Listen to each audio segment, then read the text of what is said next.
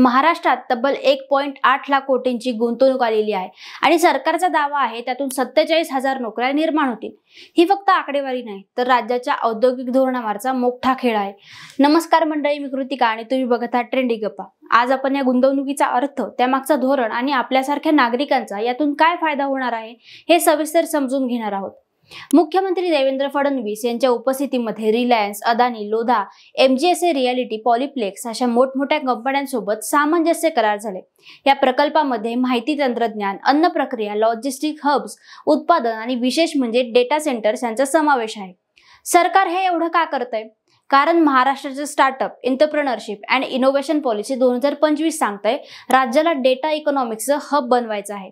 यासाठी data centres, innovation parks आणि मोठमोठे उद्योग खेचले जातात।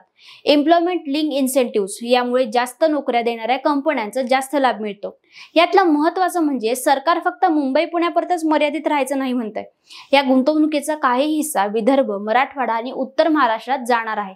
म्हणजे बॅलन्स डेव्हलपमेंट हा अजून एक मोठा धोरणात्मक उद्देश आहे। आता प्रश्न असा आहे की आपल्याला यात काय मिळणार आहे? सोपं आहे, जास्त उद्योग म्हणजे जास्त नोकऱ्या। डेटा सेंटर्स आणि IT प्रकल्प आले की टेक्निकल फील्डमध्ये संधी वाढतील। लॉजिस्टिक हब्समुळे बाजारात वस्तू स्वस्त आणि वेळेत मिळतील। अन्न प्रक्रिया उद्योगामुळे शेतकऱ्यांना थेट फायदा होईल। पण खरी कसोटी आहे, आता प्रकल्प कागदोपत्रीच राहतात का की प्रत्यक्षात जमिनीवर उतरतात? महाराष्ट्राच्या तरुणांसाठी नोकऱ्या खरंच होतात का की ती फक्त आकडेवारीतच दाखवल्या जातात? तर मित्रांनो, ही आहे महाराष्ट्राच्या गुंतवणूक धोरणाची नवी गोष्ट। एका बाजूला उद्योगपतींचे करार तर दुसऱ्या बाजूला सरकारचं मोठं स्वप्न आणि मध्ये आपण आहोत, रोजगार, विकास आणि संधीची वाट पाहणारे। धन्यवाद।